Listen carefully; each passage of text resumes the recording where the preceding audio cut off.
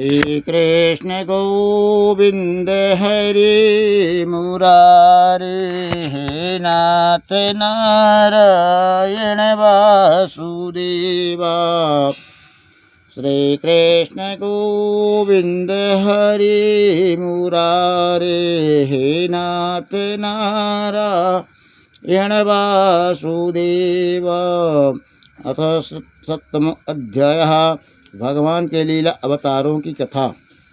ब्राह्मणोवाच यन्नोद्यान्तचितिन्तलोद्यकरणाय बिभ्रवन्तः क्रौडैतनो सकलयज्ञमनीयमनन्तनः अन्तर्यमहरणावुपगतमादित्यं तं दृष्ट्या द्रिमिदं ब्रजधरो ददारः। ब्रह्मा जी ने कहा, अनंत भगवान के प्रलय के जल में डूबी हुई पृथ्वी का उद्धार करने के लिए समस्त यज्ञमय 12 शरीर ग्रहण किया। आदि दैत्य हिरण्याक्ष अगले जल के अंदर ही लड़ने के लिए उनके सामने आया। जैसे इंद्र ने अपने वज्र से पर्वतों को एक एक पंख को काट डाले थे, वैसे ही 12 भगवान ने अपनी डाढ़ों से उसके टुकड़े टुकड़े कर दिए। जातो रुचिरजनयत सुयमानय सुयज्ञ आकूत सुनुरामनरातन दक्षिणायनं लोकास्त्रयस्य महिमदरथ यदार्थिं स्वभुवैन मौना हरितिरिक्तियुक्तः। फिर उन्हें प्रभु ने रुचि नामक प्रजापति की पत्नी आकुति के गर्भ से सुयज्ञ के रूप में अवतार लिया। उस अवतारों में उन्हें दक्षिणा नाम की पत्नी से स्वयं नाम के देवताओं को उत्पन्न किया और तीनों लोक के बड़े बड़े मुख संकट हर लिए। इसी से स्वयंभू मनु उन्हें हरि के नाम से पुकारा। जज्जे च कर्दमा गृहे जिद्विजादे भूत्यम स्त्रिभिः समं नवविधात्मगतिं स्वमात्रैः ऊचेय आत्मसमलं गुणसंगपङ्गः मस्मिन् विधूय कपिलस्य गतिं प्रभेदे। हे नारद, कदर्मा प्रजापति के गर्भ देवहूति के गर्भ से 9 बहनों के साथ भगवान ने कपिल के रूप में अवतार लिया। फिर उन्होंने अपनी माता को उस आत्मज्ञान का उपदेश किया, जिससे वे इसी जन्म में अपने हृदय के संपूर्ण मल तीनों गुणों की आत्मशक्ति का सारा कीचड़ धोकर के कपिल भगवान के वास्तविक स्वरूप को प्राप्त किया। अत्रैरपत्यामभिकां गच्छन्तः अहं तुष्टो दन्तो मयाहमिति यद भगवन् सदत्तः यदपादपङ्कजपरागपवित्रदेहा योगे ध्वम धर्मारूपभै यद्दिवे हयाद्यः। महर्षि अत्रि भगवान के पुत्रों के रूप में प्राप्त करना चाहते थे। उन पर प्रसन्न होकर के भगवान ने उनसे एक दिन कहा कि मैंने अपने आप को तुम्हें दे दिया। इसी से अवतार लेने पर भगवान का नाम दत्त्रेय पड़ा। उनकी शरण कमलों के पराग से अपने शरीर को पवित्र करके राजा यदु और सहस्त्रार्जुन आदि ने योग की भोग और मोक्ष दोनों की सिद्धियां प्राप्त की। ताप्तम तपो विधिलोक सशिक्षयामि आदो सनातसतपशतु सनोभृतः प्रकल्पयाप्यनिष्टमिहत्पत्यं सम्यक् जगादमन्यो यदक्षतात्मनः धर्मस्य दक्षा दुहिता यज्ञनिष्ठं मूर्त्याः नारायणो नरीति स प्रतापप्रभावः दृष्टात्मनो भगवतो नियमावलोपकं देवस्त्वाङ्गनिर्पृतना घटितं तु न शेकुः। धर्म की पत्नी दक्ष कन्या मूर्ति के गर्भ से वे नर नारायण के रूप में प्रकट हुए। उनकी तपस्या का प्रभाव उन्हीं के जैसा है। इंद्र की भेजी हुई कामना की सेना अप्सराएं उनके सामने जाते अपना स्वभाव खो दे बैठी। वे अपने हाव भाव से उन आत्मस्वरूप का भगवान की तपस्या में विघ्न नहीं डाल सकी। कामं दहन्ति कृतिनो न रूप दृष्ट्या रोषं दहन्तमुतमेतिना दयन्तमसध्यं सोऽन्यातयन्तरमलं प्रविशं विभूतिः। कामं कथं नु पुनरश्च मन इच्छ्रेतः विद्यासपत्युधिपत्रिभिरन्ति यज्ञराजो बलोऽपि सुत सन्नुपगास्तस्ते वनानि तस्माद् ध्रुवगतिं गृह्णन्ति प्रसन्नो दिव्यास्तुवन्ति मनुयो यदूरपदार्थस्ततः। अपने पिता राजा उत्तानपाद के पास बैठे हुए 5 वर्ष के बालक ध्रुव ने को उनकी सौतेली माता सुरुचि ने अपने वचन बाणों से बेध दिया। इतनी छोटी अवस्था होने पर भी वे उस ग्लानि से तपस्या करने के लिए वन में चले गए। उनकी प्रार्थना से प्रसन्न होकर के भगवान प्रकट हुए और उन्होंने ध्रुव को ध्रुव पद का वरदान दिया। आज भी ध्रुव के ऊपर नीचे प्रदक्षिणा करते हुए दिव्य महर्षिगण उनकी स्तुति करते रहते हैं। याद्वेनमुत्पतगतं द्विजभक्तवज्यः विलोष्टपैरुगभयं निरैपदन्तनं तत्रावर्तितो जगति पुत्रपदं च लेभे दुग्धा वसूनि वसुधा सकलानि येनः नरेश रसा वृषभम् आशय सुदेविनेषुः योरेवै चकाचचारमद समुद्रिग जडयोगचार्यं यत् पारमहंसमाश्रया परं पदमनन्ति यस्वस्था प्रशान्तकरणं पनमुक्तसंगः। राजा नाभि की पत्नी देव सुदेवी के गर्भ से भगवान ने ऋषभदेव के रूप में जन्म लिया। इस अवतार में समस्त आसक्तियों से रहित रह करके अपनी इंद्रियों और मन को अत्यंत शांत करके एवं अपने स्वरूप में स्थित होकर के समदर्शी रूप में उन्होंने जड़ों की भांति योगचर्या का आचरण किया। इस स्थिति को महर्षि लोग परमहंस पद तथा अवधूत चर्चा कहते हैं। सन्नेममास भगवान है शीर्ष साथो साक्षात् सयज्ञ पुरुषस्तपनीय वर्ण छंदोमयो मखयो अखिलात्मदेवताया वाचो प्रभुरुसति स्वस्वतश्चित्तनस्ता मस्त्यो युगान्त समय मनलोपलब्ध्या क्षणिमयो निखिल जीवने कायितो स्त्री विस्त्रसिता नुरूपहे सलिले मुखन्मने आदयत बीजहारं सा वेदमार्गानः शिरोदधावरं दानं यत्पान मुख्याय तामतलब्ध्याय आदिदेवा पृष्ठे कक्षप बपूर्विधारगोत्रं निद्राक्षरणोद्वपि परिवर्तनकांसखाणं कुण्डको प्रविष्टपेरुभयवयासने सिंहरूपं कृत्वा प्रमादकुम्भ्रुकुटे दृष्टकरालवक्रं दैत्येन्द्रमासो गदयाभिपत्तमारः दूते निपत्य विददार नखे स्फुरम। देवताओं का महान भय मिटाने के लिए उन्होंने नृसिंह का रूप धारण किया। फड़कती हुई भौहें और तीखी दाढ़ों से उनका मुख बड़ा भयावह लगता था।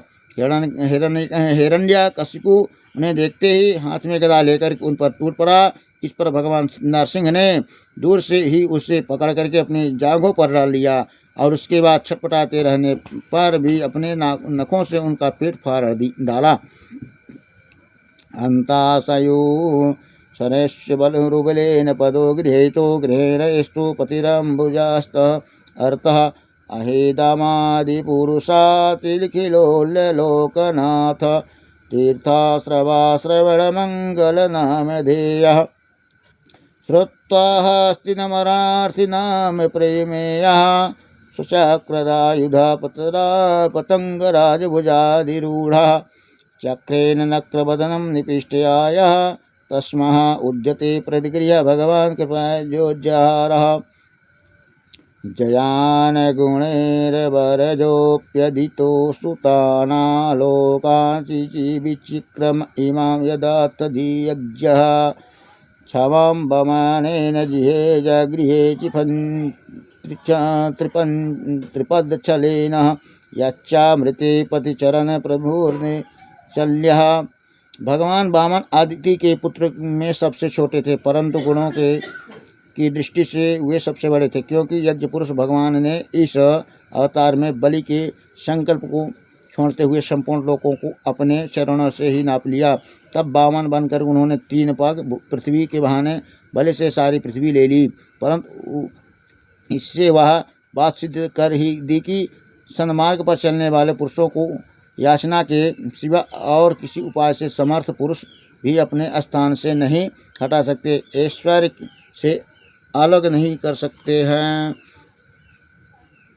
नातो बलेरयुक्रमा पद शौच मापाशिखा धृतवतो विबुधातिपत्यम यो वै प्रतिश्रुतमृते च चिकीर्ष्यदन्या धातुमानाङ्गशीर्षा हरे भीमेने तुभ्यं च नारदाभृशं भवान् विवृद्ध्या भवेन साधु परितुष्ट उवाच योगं ज्ञानं च भगवता मत्त्वमसत्त्वमदीयदीपं यद्वा सुदेव शरणा विदुर अञ्जजे शैवः चक्रं च दीक्षा विहितं दधासु स्थितेजो मनवन्तरेषु मनुवंशधरो विभूतिः दुष्टेषु राजासु दमं मध्यदात स्वकीर्तिः सत्ये त्रिपुष्टम् उस्ति प्रयस्वचिन्त्रैः धावन्तरेश्च भगवान् समेव कीर्ति नाम्ना नृणं पुरुजां रुज आसुहन्ति यज्ञे च भगवान् मृतायुवरावरुध्य आयुष वेदामनुषा सत्यवतीर्य लोके छत्रं छया विधिनोपभृतं महात्मना ब्रह्मा दुग्जितं तपथम् अतिलुप्सुः ता उद्यात सवाननिकण्ठ मुग्रवीर्या स्त्रिया सप्त कृत्वा उरुचिन्धार पराश्चदेनः आत्मप्रसादात् मुखं कलेश इच्छाकुवंशम् अवतीर्य गुरो निर्देशे दिष्टं वनं सति सदितानुजा अभिशेषः यस्मिन् विरुद्ध्याय दस्कन्धरार्तिमार्च्छतः यस्म अदादुदाधीरूढभयाङ्ग वेपोः मार्गासु पद्यारिपुरं प्रवदं विधियाश्चगो दूरेषु हन्मतिरोषसुषेण सुषोणादिष्टयाः तापप्यमानो करोरनगनसचक्रः वक्षा अस्थल स्पर्श रुगणा महेन्द्रवाहा दन्ते बीड्यातितम्बुकम्बुजुखो उडाहसामा सद्योऽनुभूषः विनिष्वबाधार्तु विफुरार्जिति तेधानुसम् उच्चरेते धिसैन्यै भूमे सुरतरवरूथ भीमे द्वितीया केलस्यवाय कलयासित कृष्णास केशा जाता कृष्यन्ति जनानुलुपा लक्ष्यमार्गः कर्मा चात्महिमानमोपनिबन्धनानि लोकेन जीवहरणं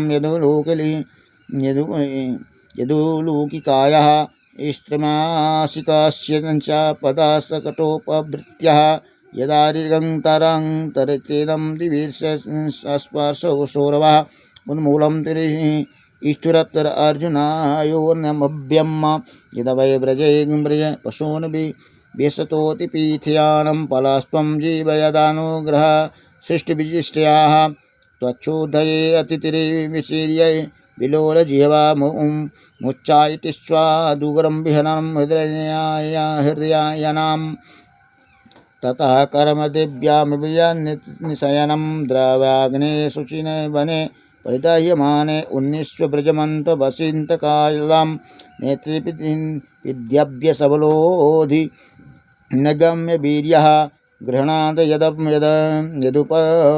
यदुपबन्धनं मोष्य माता सुलभं सुतस्य नातु तदमुष्यं मतिमाति यज्जुभृतोस्य वदने भुवानि गोपी संवीक्ष्य संगीतात्मनं प्रविदोतितासीतः नन्दं च मोक्षन्ति भवाय वरुणस्य पाशादवोपान विलेशपिः तानि यमसूनुना च अप्याय्य प्रीतं निशिशयनामतिश्रमेण लोकं विकुण्ठमुपश्यन्ति गोकुलं समः। हरिः ओम्। यतहरो भगवतीं नृणां भक्ति भविष्यन्ति सर्वात्मन्याखिलाधरे इति संकल्पवर्णाय मायावर्णयतो ईश्वरस्य मोदताः सर्वदा श्रद्धा नित्यं मयात्ममुह्यन्ति। श्रीमद्भागवते महापुराणे पारमहंससंहितायां द्वितीयस्कन्धे ब्रह्मनारद संवाद नाम 7 अध्यायः। हरि ओम श्रीकृष्णार्पणमस्तु। श्रीकृष्णार्पणमस्तु। श्रीकृष्णार्पणमस्तु। हरि ओम। हरि ओम श्रीकृष्णार्पणमस्तु। अथो श्री गणेशाय अष्टमो अध्याय। राजा परीक्षित के विविध प्रश्नों का उत्तर। राजा परीक्षित के अनेक प्रकार के प्रश्नों का उत्तर। राजोवाच ब्राह्मणा चोदितो ब्राह्मणो गुणाख्यायेनुगणस्य च यस्य यस्मै यस्मै यस्मै यथा पप्राह नारदो देवदर्शनः वेदितुमिच्छामि तत्त्वं वेदविदं परः हरेरद्भुतवीर्यस्य कथं लोकासु मङ्गलः कथयस्य महाभागा यथामहं किलात्मनिः कृष्णे निवेशं चान्यसंज्ञमन्यस्तक्षये कलेवरां शृण्वता श्रद्धया नित्यं गृणतस्य स्वाचेष्टितं कालन्यनातिदीर्घेण भगवान् विस्तृते हृदये प्रविष्टं कर्णान्ध्रेघ्रेण स्वानां भावसरोरुहं धुनोति समलं कृष्णरसलिलं स्य यथा सरतः भवतात्मना पुरुषं कृष्णपादमूलं च मुञ्जयन्ति मुक्त्वा स्वरूपारि क्लेशाः कंपन्था स्वशरणं यथा। जिसका हृदय शुद्ध हो जाता है वह श्री कृष्ण के चरण कमलों को एक क्षण के लिए भी नहीं छोड़ता। जैसे मार्ग में के समस्त कष्टों से छूट करके घर आया हुआ व्यक्ति अपने घर को नहीं छोड़ता है। यदा धातु मतु ब्राह्मणं देयारभ्योष धातुमिहि यदीच्छया हेतुना च भवन्तो जयन्ते यथा आसीद् यदूरदारात् पद्यं लोकस्थानलक्षणां यावन्यं वै पुरुषो इत्यावत्यै पृथक्ः तावन् सावित्रीं प्रोक्तं सस्तावद् व्यभाविन्निवः अजः सैजिति भूतानि भूतात्मा यदनुग्रहात् तादृशेन तद्रूपानभिपद्या समुद्भवः सा चापि यत् पुरुषो विश्वा स्थित्वा युद्धभाप्ययायः मुक्त्वात्ममायामये संसेति सर्वगुणयशः पुष्पैलोक्या सफला पूर्वकल्पिताः लोकैर्मनुष्यावया सपालैरिति सुश्रुवम्। जिनकी कृपा से सर्वभूतमय ब्रह्मा जी प्राणियों की सृष्टि करते हैं, जिनके नाभि कमल से पैदा होने पर भी जिनकी कृपा से ही वे ये उनके रूप का दर्शन कर सकते थे, वे संसार की स्थिति उत्पत्ति और प्रलय के हेतु सर्वंतर्यामी और माया के स्वामी परम पुरुष परमात्मा अपनी माया का त्याग करके किस रूप से शयन करते हैं। पहले आपने बतलाया था कि विराट पुरुष के अंगों से लोक और लोकपालों की रचना हुई है। फिर यह भी बतलाया कि लोक और लोकपालों के रूप में उसके अंगों की कल्पना हुई। इन दोनों बातों का तात्पर्य क्या है?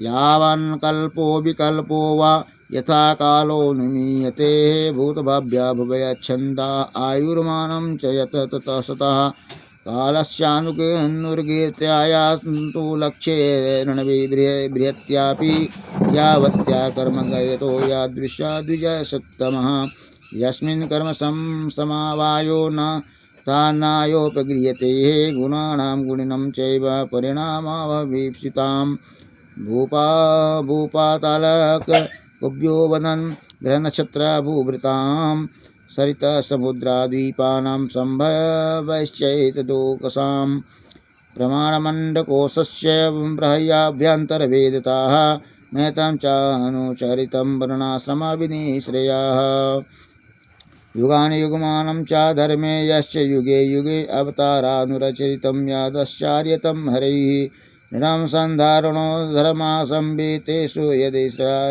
यादृशाः क्षेत्रीणां राजर्षीणां च धर्मं पृच्छो सुखजीवितां तत्त्वानां परिसख्यानां लक्षणं हेतुलक्षणं पुरुषाराधना विधिर्योगश्चाध्यात्मिकारश्च योगेश्वरैश्वरगर्ति लिङ्गालङ्भङ्गस्तयोगिनां वेदोपवेदधर्मान् इतिहासपुराणयोः सम्प्लव्यं सर्वभूतानां विक्रमं प्रति सक्रमः इष्टापूर्तकाम्यानां त्रिवर्गस्य च यो विधिः याश्चरानुसायिना सर्गापाखण्डस्य च सम्भवाः आत्मनो बन्धमोक्षो च व्यवस्थानं स्वरूपतः यथा यात्मत्तन्तो भगवान् विकिरणयात्यात्मयः विसृज्यं च यथो मायानुदस्ते सच्चिवदा विभो सर्वे तस्य भगवान् प्रेक्षते मेनोपार्षदाः तन्वन्तो हस्यादुहेयर्थं प्रपन्यस्य महामनुः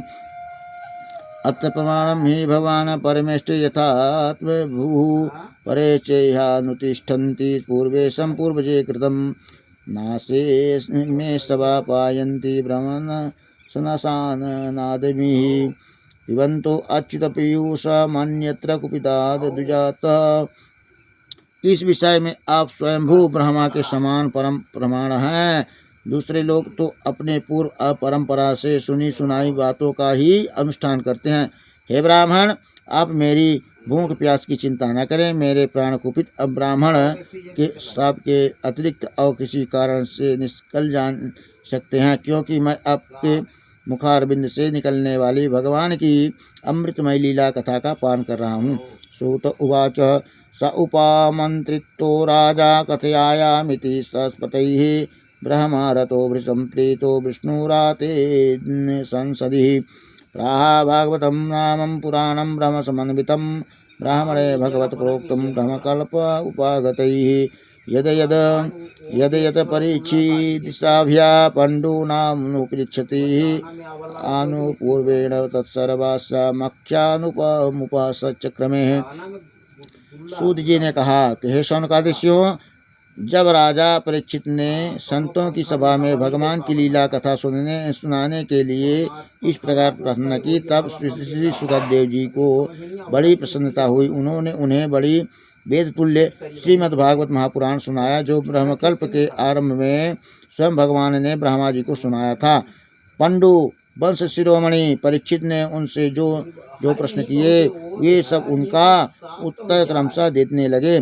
श्रीमद्भागवत महापुराण पारमहंस संहितायां द्वितीय स्कंधे प्रश्न विधि नाम अष्टमो अध्यायः। हरि ओम श्रीकृष्णार्पणमस्तु।